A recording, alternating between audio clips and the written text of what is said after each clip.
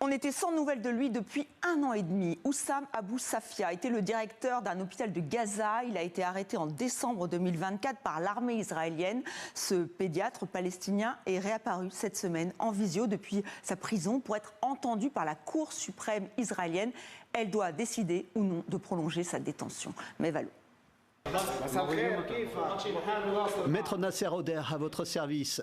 Je ne peux pas vous voir pour le moment. Nous attendons que le juge entre et décide de vous faire apparaître à l'écran.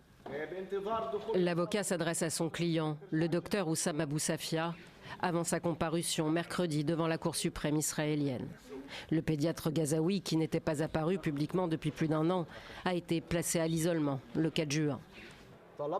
Nous exigeons la communication des informations et des preuves, démontrant que le médecin représentait un danger lorsqu'il était en compagnie d'autres détenus. Le tribunal n'a pas répondu à cette demande et a refusé de divulguer ces éléments que le parquet affirme être classés confidentiels. Oussam Abou Safia, ici au second plan, dirigeait l'hôpital Kamal Adwan dans le nord de la bande de Gaza depuis décembre 2023. Un établissement saturé dès le début de la guerre entre Israël et le Hamas.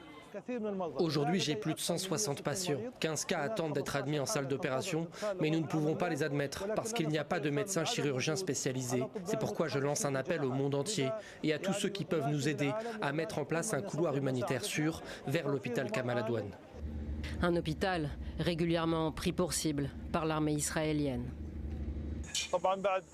Après un siège de l'hôpital Kamal Adwan qui a duré plus de 20 jours, nous avons été choqués de voir que le générateur principal qui alimente l'hôpital avait été brûlé.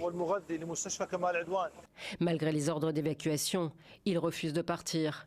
À la fin du mois de décembre, l'armée israélienne lance l'assaut final contre l'hôpital Kamal Adwan, accusé d'abriter des armes et des combattants du Hamas. Oussam Abou Safia est arrêté. Il réapparaît près de 2 mois plus tard, menotté et enchaîné. Son avocate, lors de ses premiers mois d'incarcération, dénonce alors des conditions de détention inhumaines.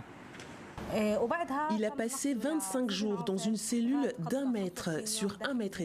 Il a été soumis à de multiples interrogatoires, dont le plus long a duré 13 jours consécutifs.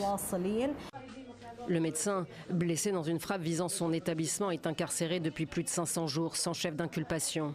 Israël le qualifie sans preuve de combattant illégal, une désignation qui permet des détentions prolongées sans procès.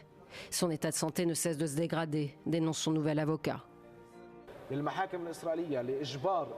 Malgré nos appels répétés pour contraindre l'administration pénitentiaire à fournir les soins nécessaires, il semble que les autorités israéliennes fassent preuve de négligence délibérée afin d'opprimer davantage les détenus palestiniens.